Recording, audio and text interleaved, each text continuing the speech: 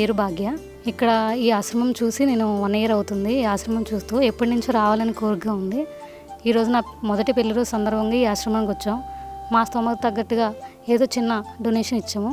ఈ ఆశ్రమంలో తర్వాత మమ్మల్ని రిసీవ్ చేసుకునే విధానం కానీ అన్నీ చాలా బాగున్నాయి. రిసీవ్ చేసుకున్నారు. తర్వాత పైన ఆశ్రమాన్ని సందర్శించాం. ఆశ్రమంలో ఎలా ఉంటుంది, వాళ్ళు ఎలా చూసుకుంటున్నారు అనేది చూసాం. చాలా మంచిగా చూసుకుంటున్నారు. మెంటల్ డిసేబిలిటీ ఉన్న వాళ్ళు కూడా సొంత బిడ్డల్లా చూసుకుంటున్నారు. నేను చాలా ఆనందపడ్డాను.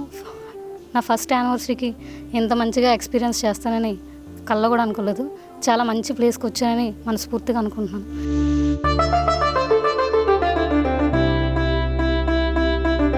అమ్మా నాన్న అనాథాశ్రమంలోని అభాగ్యుల ఆకలి తీర్చేందుకు మానవతామూర్తుల అన్నదాతల సహాయాన్ని కోరుతున్నాము.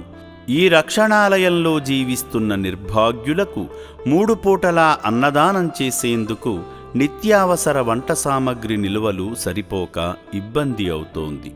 ఈ స్థితిలో ఆకలి తీర్చే మానవతామూర్తుల సాయం కోసం ఈ అభాగ్యులు ఆశగా చూస్తున్నారు.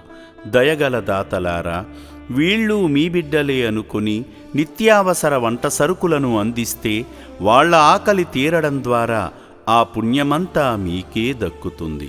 సేవాభావంతో మీరిచ్చే కేజీ బియ్యంతో 4 అభాగ్యులు కడుపు నిండా తింటారు. 3 పూటల 1800 మంది ఆకలి తీర్చాలంటే ఎంత కష్టమో ఒక్కసారి ఆలోచించండి. దయచేసి బియ్యము, పప్పు, నూనె, కూరగాయలు ఇలా ఏదైనా సాయమందించి శ్రీ పుణ్యలింగేశ్వరుని అనుగ్రహానికి పాత్రులు కండి.